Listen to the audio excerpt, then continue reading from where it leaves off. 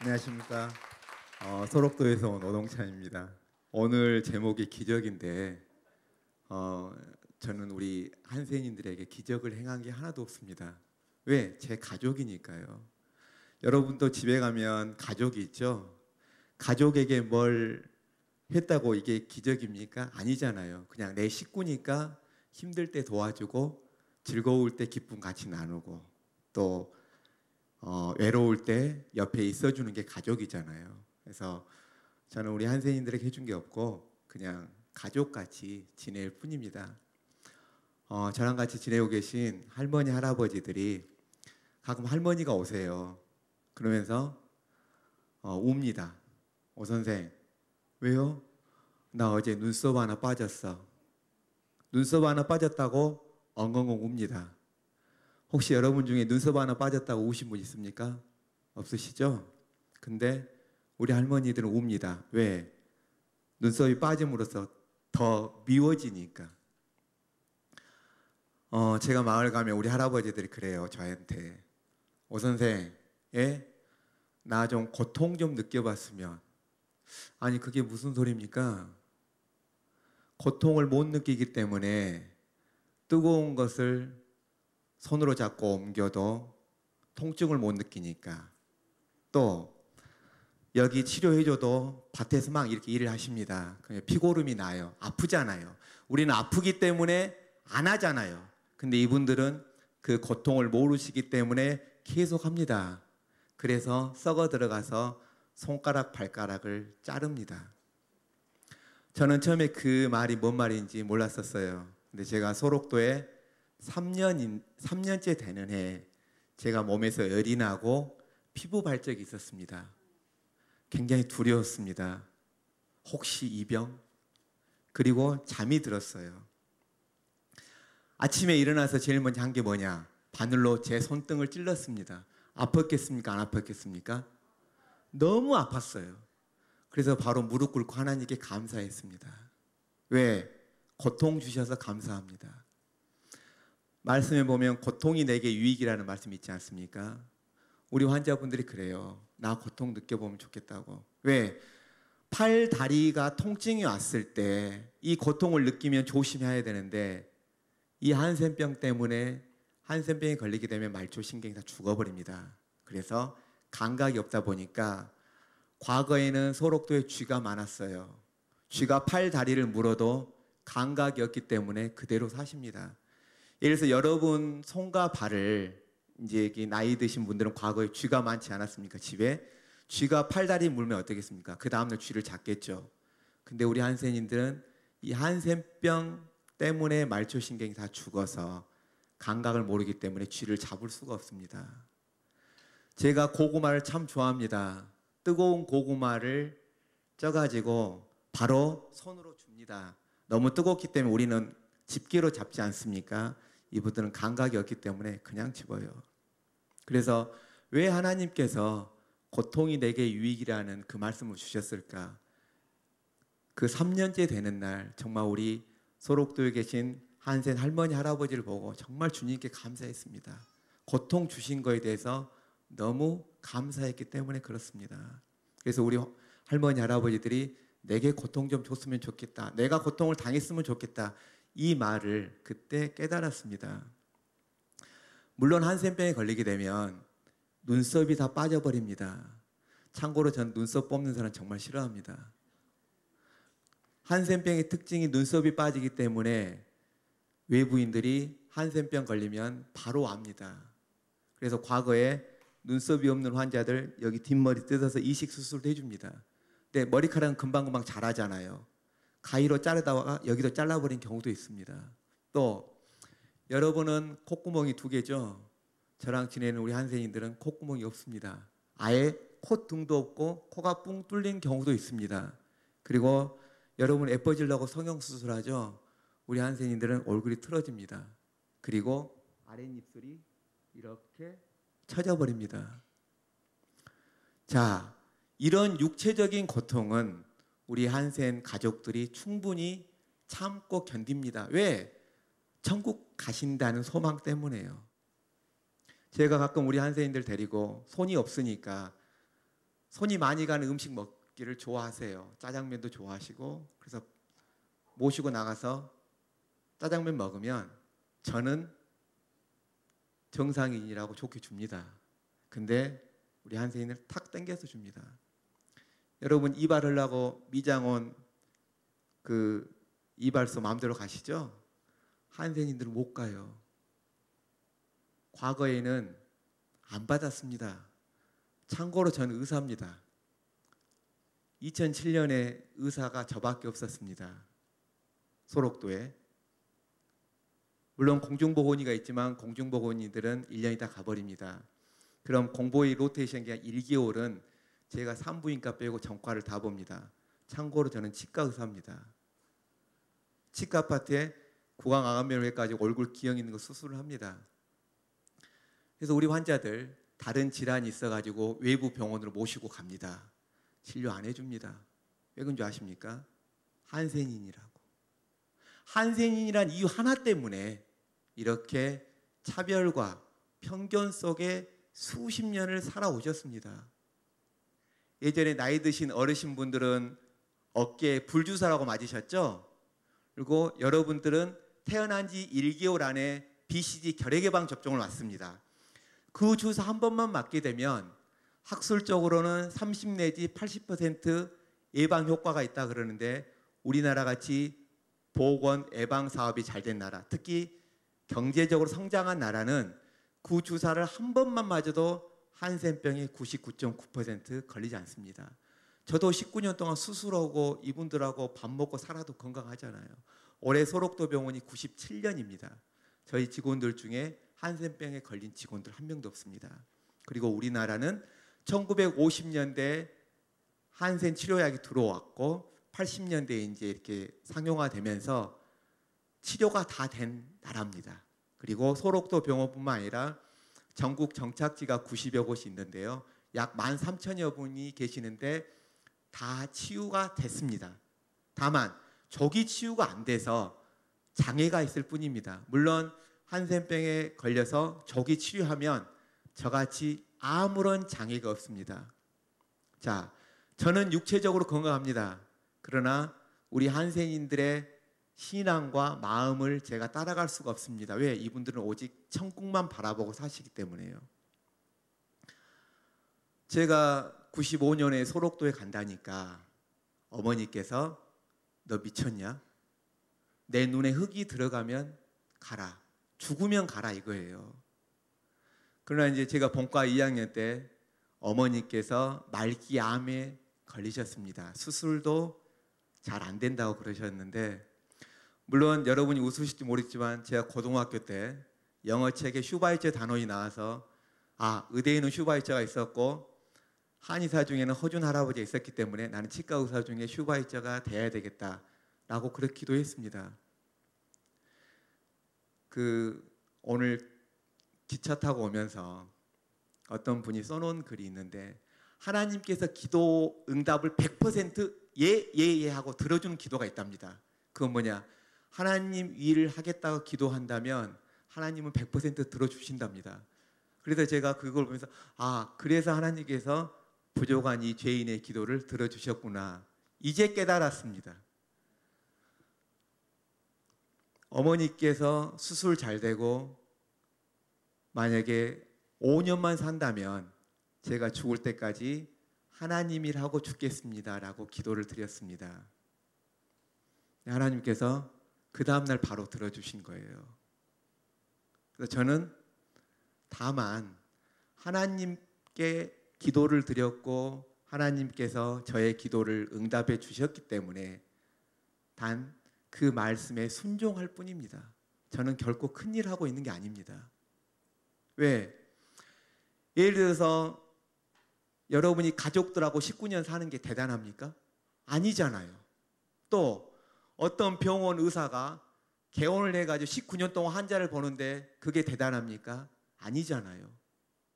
어떻게 가족들하고 19년 사는데 이렇게 방송이 나온다는 것은 또 교만일 수도 있어요. 한편으로 여러분들이 아직도 한센에 대한 차별과 편견을 가지고 있다는 뜻이기도 합니다. 어머니께서 극구 반대하셨습니다. 가지 마라. 나 죽은 다음에 가라. 근데 그래서 어머니께 어머니 저 하나님하고 약속했기 때문에 가야 됩니다. 이렇게 말씀드리기는 그러잖아요. 그래서 어머니 제가 소록도에 가서 1년만 있다 오겠습니다. 왜? 소록도 병원에 의사가 가게 되면 1년만 지나면 자기가 원하는 것 어디든지 갈 수가 있습니다. 갔습니다. 어머니 설득하고 어머니 1년만 있다가 하고 오겠습니다. 하고 갔는데 다음 슬라이드 보여주시겠습니까? 저는 너무너무 감사했습니다. 왜? 저의 기도를 하나님께서 들어주셔서 너무너무 감사했습니다. 아, 드디어 나의 일을 주셨구나. 갔더니 저같이 10개 손가락 갖고 계신 분이 거의 없어요. 손가락이 없으니까 어떻겠습니까? 양치가 힘들겠죠? 다음. 그러다 보니까 입안에서 그 당시는 우리 한센이들이 돼지를 키웠습니다. 돼지를 키우다 보니까 파리가 정말 많아요. 파리가 똥을 싸놔가지고 저기서 구더기가 나옵니다. 그런데도 고통을 못 느껴서 그냥 더불어 삽니다. 저는 하나님께 너무너무 감사했어요. 왜? 손이 없으니까 얼굴에 이제 양치를 못하니까 고름이 생겨서 머리까지 올라가죠. 또 저렇게 구강암이 생겨가지고 구더기 나오죠. 여러분은 못해도 하루에 한 번 이상은 양치질 하지 않습니까? 우리 한센인들이 잘하면 1년에 한 번 합니다. 또 돼지막 가서 일을 하시고 밭일을 하시고도 샤워를 잘 못하기 때문에 그냥 사십니다. 다음. 또 저렇게 안면기형이 많습니다. 자, 오른쪽 그림 보면 아랫입술이 처지신 분 있죠? 여러분 예를 들어서 입술이 처져가지고 침을 계속 흘린다고 생각해 보십시오. 손도 없어요. 계속 이렇게 하세요. 그러니까 얘가 껍데기 다 벗겨집니다. 얼마나 불쌍합니까? 근데 저는 너무나 하나님께 감사해요. 왜? 일을 하게 해주시니까. 다음 슬라이드. 입안에 저렇게 괴 조직도 많습니다. 그래서 저거 다 뜯어내고 수술합니다. 그래서 틀니 끼워드립니다.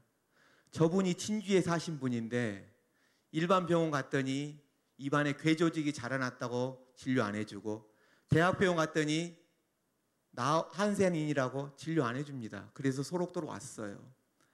이필이 할머니가 뭐라고 하냐면 우리 영감 뒤지기 전에 그대로 말씀하겠습니다. 뒤지기 전에 틀니해서 밥 한 번 먹이고 죽이는 게 소원이랍니다. 너무 힘들었습니다. 기도했습니다. 하나님께서 지혜 주셔서 저는 치료만 했습니다. 근데 저렇게 치유는 다 하나님이 해주셔서 지금 밥뿐만 아니라 고기도 잘 드시고 계십니다. 안 죽고 계세요. 다음 슬라이드. 저 아랫입술이 처진 환자들이 그 당시 한 400~500여 분 있었어요. 불쌍해요. 왜? 침 흘리니까.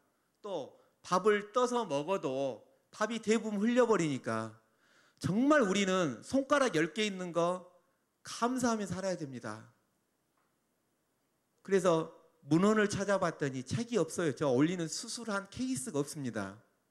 그래서 기도하고 하나님께 주님 너무너무 불쌍하지 않냐고 저에게 지혜 주시라고. 그래서 몇 개월 기도하니까 과거에 이렇게 입술 투툼한 사람들 얇게 하는 수술은 있습니다. 그래서 그걸 기초로 해가지고 6시간 걸려서 수술을 해드렸습니다. 그랬더니 너무너무 하나님께 감사한 게 뭐냐면 일단 침은 안 흘리게 해주셔요. 그리고 밥을 먹을 때 밥을 안 흘리시는 거예요. 저 할머니 지금도 살아계십니다. 19년 전에 수술해 드린 환자분인데 저 할머니께서 뭐라고 하냐면 오 선생 여기만 20대야. 예쁘잖아요. 여기만. 저는 정말 이 수술을 통해서 물론 그 당시 한 400 내지 500여 분 수술을 다 해드렸어요. 지금은 저런 분 없습니다. 저걸 통해서 물론 나는 의사이기 때문에 치료는 합니다. 그러나 치유는 하나님이 해주시다는 걸 항상 느낍니다. 그 당시는 제가 갖고 있는 건 돈밖에 없었습니다. 그래서 가지고 있는 돈 환자들 틀니나 이빨 다 해줬습니다. 근데 혹시 다음에 여기 청년들 중에 의사가 꿈이 있으면 절대 저같이 살면 안 됩니다. 살다가 갑자기 집사람이 여보 쌀 떨어졌어. 그렇습니다. 저 치과 의사입니다. 그리고 출근합니다. 그럼 또 환자가 쌀 떨어진 줄 알고 선생 이거 부식으로 받았어. 쌀 주기도 합니다. 돈 없어도 하나님이 다 채워주시더라고요. 제가 처음 가서 환자들 성형수술 해주죠. 고름 있으면 다 고름 빼내죠. 암 있으면 뜯어내죠. 또 없는 돈 틀어가지고 환자들 틀려주죠. 그럼 여러분 같으면 뭐라 하겠습니까? 선생님 고마워 이렇게 하지 않겠습니까? 그런 말 안 합니다. 수고하시겠네요. 이걸로 끝이에요. 정말 기분 나빴습니다. 한 달에 입원 환자가 한 20-30명 되다 보니까 제가 수련 받을 때도 잠을 서너 시간밖에 못 잤는데 소록도에서는 잠이 더 부족합니다. 왜? 고더기 빼내야 되죠. 고름 빼내야 되죠. 수술해야 되죠. 그리고 수술하고 진료 끝나면 마을 가서 제가 손이 제일 좋으니까 파리도 잡아줘야 되죠. 청소도 해줘야 되죠. 그런데도 수고하시겠네요 밖에 안 합니다. 정말 기분 나빴어요. 그래서 물어봤습니다. 아니 제가 이렇게 해줬는데 또 기도도 했는데 왜 이렇게 수고하시겠네요 말씀하십니까? 뭐라고 하는지 아십니까? 오 선생도 1년 있다 갈 건데 정주기 싫다 이겁니다. 의사들이 하도 1년 있다 가버려 1년 있다 가버리니까 우리 환자들은 정말 착해요. 자기에게 잘해준 의사 기도도 해주고 정도 줍니다. 근데 가버려요. 그래서 정주기 싫으니까 그냥 수고하시겠네요. 그래서 저는 그 소리 듣기 싫어서 거의 매일 갑니다. 마을을 가서 이제 청소도 해주고 제 나름대로 손이 제일 좋으니까 빨래도 해드리고 그렇습니다. 정말 파리가 많았어요. 근데 어느 날 정알수 할아버지라는 분이 밥 한 번 먹고 가라고. 근데 이 할아버지도 돼지막 갔다가 그대로 옵니다. 잘 식도 않으십니다. 청소도 안 씁니다. 할머니도 마찬가지고요. 할머니는 좀 눈이 좀 안 보이시니까 정말 지저분합니다. 제가 그 짐으로 옮겨줬다고 고맙다고 밥을 먹고 가라고 그랬습니다. 밥상 딱 내오는데요. 상도 녹슬어서 지저분하죠. 숟가락 젓가락도 지저분합니다. 밥그릇도 옛날 일꾼 밥그릇 해가지고 밥도 이렇게 줍니다. 된장, 고추, 찬물, 손이 불편하니까 김치를 주구룩주구룩 해도 김치가 하얀색입니다. 파리들이 버글버글합니다. 밥이 이렇게 있으면 파리들이 쫓아내도 계속 앉습니다. 여러분 먹겠습니까? 근데 소록도에 계신 우리 할머니 할아버지들은 80%가 교회를 다니고 20%가 카톨릭을 다니기 때문에 항상 밥 먹기 전에 기도합니다. 저 인간적으로 정말 먹기 힘들었습니다. 근데 기도를 하는데 저는 새삼 느끼는 게 말씀을 되도록이면 많이 안 봐야 되겠다 항상 생각을 합니다. 그때 마태복음 15장 11절 말씀이 기억나는 거예요. 나오는 것이 더럽지 들어가는 것은 입으로 들어가서 나온다는 그 구절이 갑자기 생각이 납니다. 그래서 여러분은 하나님을 정말 많이 사랑할지 모르겠지만 저는 2층 아저씨 별로 안 좋아합니다. 그래서 그 밥 한 그릇 다 먹었습니다. 물론 할머니 그 정알수 할아버지하고 조복근 할머니는 안 먹고 쳐다보고 있어요. 이렇게 의사가 먹나 안 먹나. 참고로 의사가 환자 집에 온 적도 거의 없었고 환자 집에 가서 밥 먹은 적도 없었습니다. 저 한 그릇 다 먹었습니다. 그리고 나서 그 다음날 진료를 하고 있는데 그 정알수 할아버지는 남생리에 살고 소록도가 7개 마을이 있습니다. 새 마을에 사는 분이 와가지고 진료가 있는데 어이 오 선생 어제 종로인 집 가서 밥 먹었다며? 근데 어떻게 아세요? 섬이 참 좋은데 단점은 뭐냐면 안 좋은 소문은 금방 퍼진다는 게 큰 단점입니다. 오 선생 그럼 오늘 우리 집에도 와서 밥 먹어봐야지. 물론 그 집도 상황이 똑같습니다.